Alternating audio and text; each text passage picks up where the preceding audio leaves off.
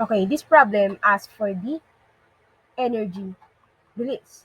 So we can determine that from the formula, from this formula, the mass difference multiplied to the square of the speed of light. So the mass difference is equal to the difference of the mass before reaction and after reaction. So before reaction, we have mass of neutron plus mass of uranium.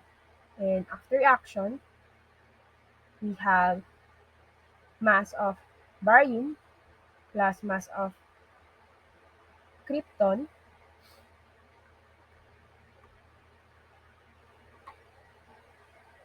plus 3 times the mass of neutron. So we are given the masses in atomic mass unit for neutron, uranium, barium,